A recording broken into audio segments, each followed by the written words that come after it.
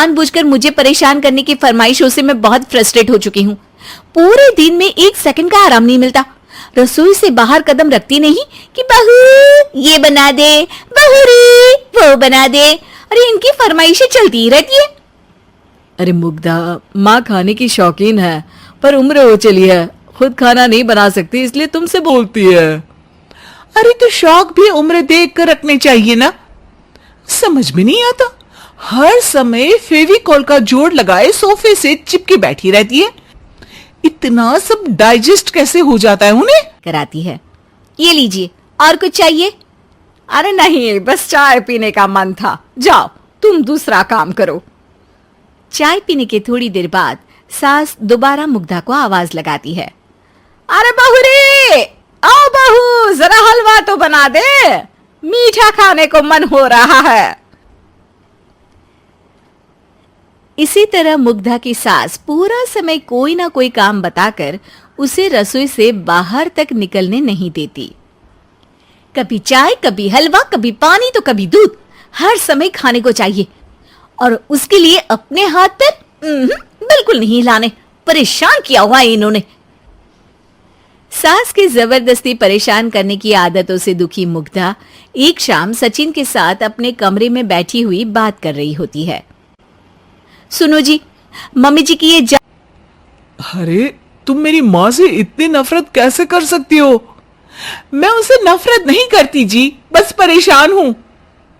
जहां मुग्धा अपने पति से ये सब बोल रही होती है, वहीं उसकी सास भी कमरे के बाहर दरवाजे से कान लगाए सारी बातें सुन रही होती है और अगली दोपहर रसोई में मुग्धा के पास जाती है।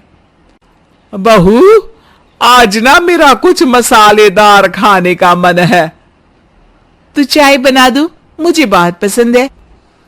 अरे ना, ऐसा कर लिट्टी चोखा बना ले, और हाँ, जितना मसाला बातों में मिलाकर पति को सुनाती हो ना, सब्जी में भी वैसे ही डाला करो, खाना स्वादिष्ट बनेगा।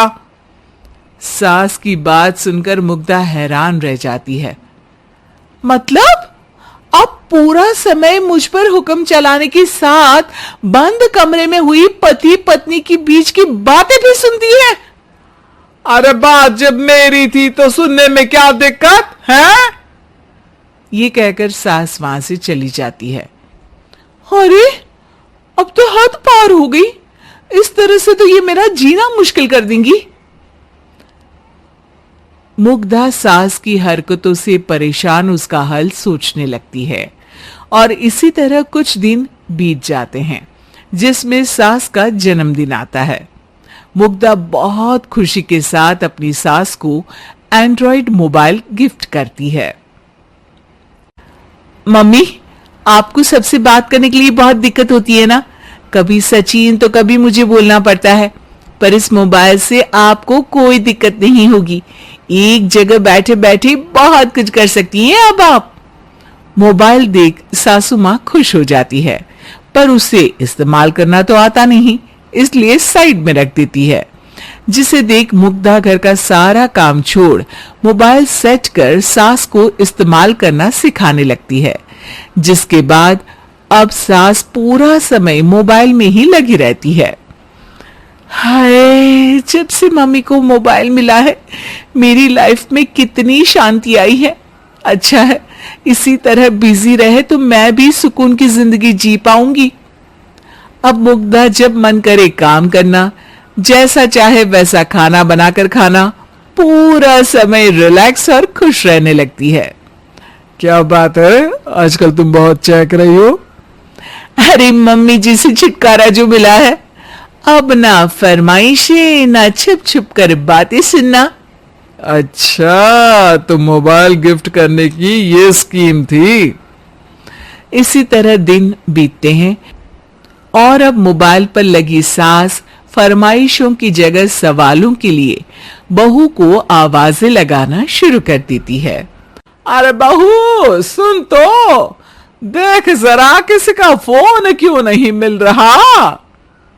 रिचार्ज खत्म हो गया है, पर अभी 4 दिन पहले ही तो मैंने किया था, इतनी जल्दी कैसे खत्म हो गया। अरे मैंने कल तेरी कनाडा वाली मौसी सास से 3 घंटे बात की थी ना। क्या? इतना महंगा तो मोबाइल भी नहीं आया जितना महंगा इसका रिचार्ज पड़ रहा है। इसके बाद तो जैसे मुग्धा के दिन के 24 घंटे में से 20 घंटे सास के पास उनके मोबाइल रिलेटेड प्रॉब्लम सॉल्व करने की ड्यूटी ही बन जाती है। अरे मुग्धा, ये मोबाइल में अचानक तेरी मौसी सास की शक्ल क्यों दिखने लगी, और ये तो हिल भी रही है।